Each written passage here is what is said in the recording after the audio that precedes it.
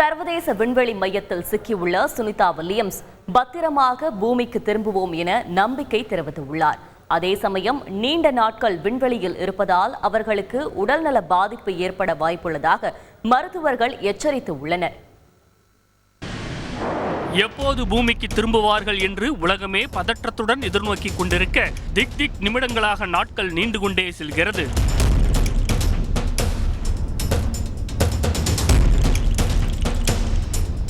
Boeing நிறுவனம் வடிவமைத்த Starliner விண்கலத்தில் சர்வதேச விண்வெளி மையத்திற்கு சென்ற இந்திய வம்சாவளி வீராங்கனை சுனிதா வில்லியம்ஸ் மற்றும் வில்மோர் ஆகியோர் விண்கலத்தில் ஹீலியம் வாயு கசிவு ஏற்பட்டதன் விளைவால் பூமிக்கு திரும்ப முடியாமல் சிக்கி தவித்து வருகின்றனர். இதனிடையே ரஷ்ய செயற்கைக்கோள் ஒன்றும் வெடித்து சிதறியுள்ளதால் அவசரகால சேம்பரில் பத்திரமாக இருக்கும்படி இருவருக்கும் அறிவுறுத்தப்பட்டுள்ளது.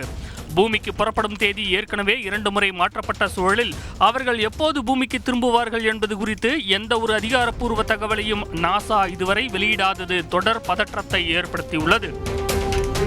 இந்த நிலையில் திட்டமிட்டதை விட நீண்ட நாட்கள் விண்வெளியில் இருக்கும் நிலை ஏற்பட்டுள்ளதால் இருவருக்கும் பல்வேறு உடல்நல பாதிப்புகள் ஏற்பட வாய்ப்பிருப்பதாக சுகாதார நிபுணர்கள் கவலையை வெளிப்படுத்தியுள்ளனர். குறிப்பாக விண்வெளியில் கூடுதலாக இருக்கும் ஒவ்வொரு நாளும் அவர்களது சிறுநீரகத்திற்கு மிகவும் ஆபத்து என எச்சரிக்கப்பட்டுள்ளது. விண்வெளியில் புவியீர்ப்பு விசை மிகவும் குறைவு என்பதால் உடலில் உள்ள திரவங்கள் மேல் நோக்கி பாய்கின்றன. இதனால் சரியான திரவ சமநிலையை பராமரிக்க முடியாமலும் சுத்திகரிக்கும் வேலையை செய்ய முடியாமலும் சிறுநீரகம் முதன்மையாக பாதிக்கப்படுகிறது. எலும்புகளில் இருந்து கால்சியம் வெளியேற்றம் அதிகரிப்பதால் சிறுநீரக கற்கள் உருவாகும் அபாயம் கூடுகிறது. கதிர்வீச்சுகள் சிறுநீரக செல்கள் மற்றும் திசுக்களை சேதப்படுத்தி நாள்பட்ட சிறுநீரக நோயை ஏற்படுத்தலாம் என அஞ்சப்படுகிறது. புற்றுநோய் அபாயம். விண்வெளியில் காஸ்மிக் கதிர்வீச்சு அதிகமாக வெளிப்படுவதால் புற்றுநோய் ஏற்படுவதற்கான சாத்தியங்கள் உள்ளன. கடுமையான கதிர்வீச்சு ஒருவரது டிஎன்ஏவையும் சேதப்படுத்தலாம் என்று வல்லுநர்கள் எச்சரிக்கின்றனர். உணர்வு மற்றும் நரம்பியல் பாதிப்புகள்.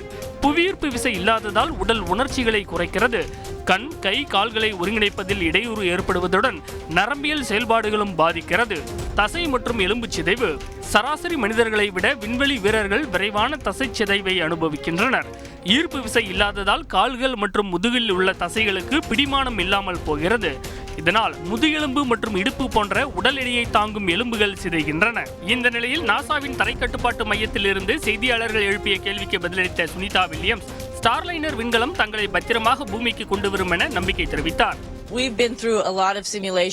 ஹீலியம் வாயு கசிவை சரி செய்யவும் த்ரஸ்டர்கள் முழுமையாக செயல்படவும் தேவையான அனைத்து சோதனைகளையும் நாங்க செஞ்சிட்டு இருக்கோம்.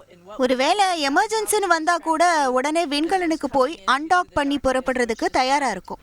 இதுவரை செஞ்ச சோதனைகளோட ரிசல்ட் திருப்திகரமா இருக்கு. தாங்கள் இருவரும் முழு தன்னம்பிக்கையோடு இருப்பதாக புஷ் வில்மோர் கூறினார். நாங்க புறப்படும் போது விண்கலன்ல ஏற்பட்ட பிரச்சனையை கண்டுபிடிச்ச உடனே என்ன முடிவு எடுக்கணும்னு கிரவுண்ட் ஸ்டேஷன்ல இருக்கிற விஞ்ஞானிகள் சரியா வழிகாட்டினாங்க. அதனால தான் விண்கலனை தானியங்கி முறையிலிருந்து மாற்றி நாங்களே இயக்கி பாதுகாப்பாக வந்து சேர்ந்தோம். அதை போலவே இப்போ ஏற்பட்டிருக்க பிரச்சனையையும் முழுமையாக சரி செஞ்சதும் பத்திரமா பூமிக்கு நிச்சயம் வந்து சேருவோம். ஏன்னா இது ஒரு அர்ப்பணிப்புடன் செயல்படக்கூடிய குழுவோட கூட்டு முயற்சி. அதில் கண்டிப்பாக வெற்றி கிடைக்கும்.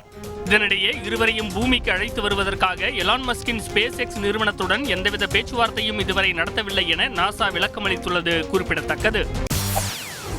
செய்திகளை உடனுக்குடன் தெரிந்து கொள்ள உடனே சப்ஸ்கிரைப் பண்ணுங்க.